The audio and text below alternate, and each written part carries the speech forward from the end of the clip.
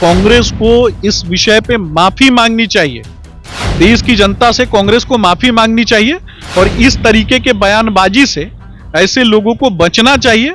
और मुझे लगता है कि ये मानेंगे नहीं, राष्ट्र विरोधी गतिविधियों में ये लोग लिप्त रहे। 2014 के पहले जिस तरीके से आतंकी घटनाएं देश भर में हुआ करती थी और 2014 के बाद जिस तरीके से आतंकी घटनाएं रुकी, ये भी देखने की बात है। कांग्रेस के नेता का बयान है, शर्म आनी चाहिए, नीचता भरी हरकत से बचे राहुल गांधी जी। ये लोग लगातार राष्ट्र विरोधी गतिविधियों में लिप्त रहते हैं और प्रधानमंत्री नरेंद्र मोदी जी के विषय में आए दिन अनाप शनाप बयानबाजी करते हैं।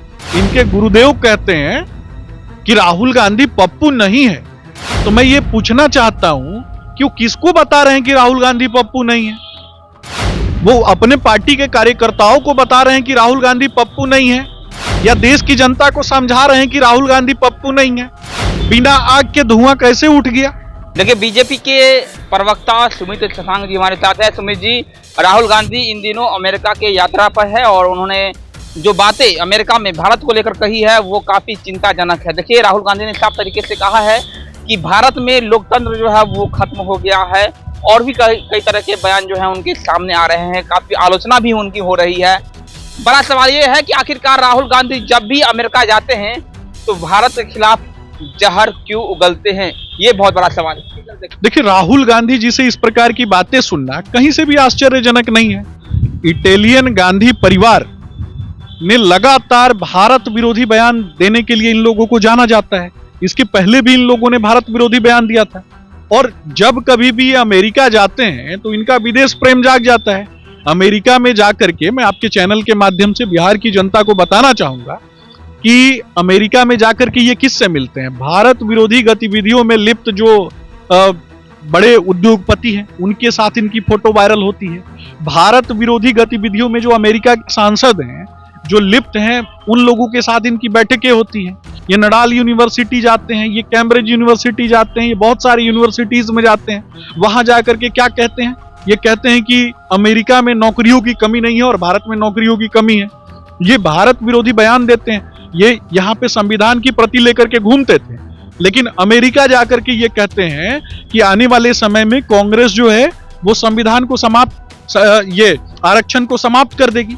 तो बाबा साहब भीमराव अंबेडकर जी के लिखे गए वक्तव्यों पर, उनके द्वारा बनाए गए नियमों पे प्रश्न खड़े करने की बात करने वाले जो लोग हैं, इनका हिसाब होना चाहिए कि नहीं होना चाहिए?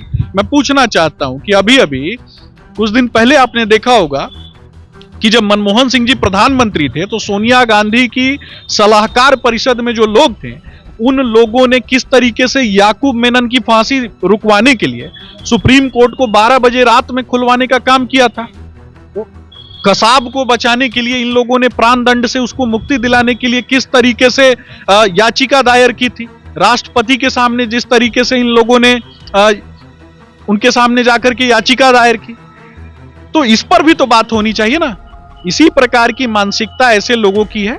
ये लोग लगातार राष्ट्र विरोधी गतिविधियों में लिप्त रहते हैं और प्रधानमंत्री नरेंद्र मोदी जी के विषय में आए दिन अनाप शनाप बयानबाजी करते हैं। इनके गुरुदेव कहते हैं कि राहुल गांधी पप्पू नहीं है।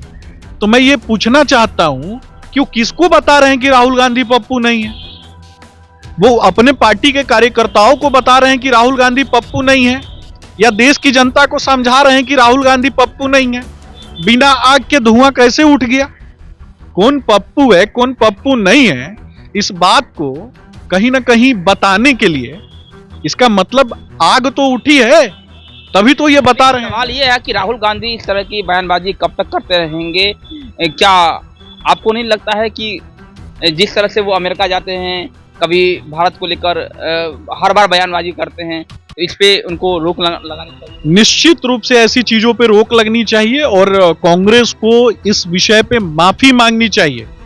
देश की जनता से कांग्रेस को माफी मांगनी चाहिए और इस तरीके के बयानबाजी से ऐसे लोगों को बचना चाहिए। और मुझे लगता है कि ये मानेंगे नहीं, राष्ट्र विरोधी गतिविधियों में ये लोग लिप्त रहे। 2014 के पहले जिस तरीके से आतंकी घटनाएं देश भर में हुआ करती थी और 2014 के बाद जिस तरीके से आतंकी घटनाएं रुकी, ये भी देखने की बात है। कांग्रेस के नेता का बयान है कि कश्मीर में जो आतंकी मारे गए वैसे लोगों को 1-1 करोड़ रुपया देंगे। और दक्षिण भारत में बीके हरिप्रसाद जो कि कांग्रेस के नेता हैं, वो कहते हैं कि राज्यपाल थावर चंद्र गहलोत को भागना पड़ेगा। तो इस तरीके की तो बयानबाजी ये लोग करते हैं। राष्ट्र विरोधी बयानों का सबसे बड़ा पाला अगर किसी के साथ पड़ता है तो कांग्रेस का है। तो ऐसे लोगों पे नकेल कसने की आवश्यकता है। 99 पे आउट हुए हैं, सारा माननी चाहिए। नीचता भरी हरकत से बचे राहुल गांधी जी। अभी भी बाल्यावस्था से वृद्धावस्था की तरफ जा रहे हैं, प्रौढ़ावस्था में है, लेकिन अभी भी बुद्धि जो है उनकी वो बाल्यावस्था वाली।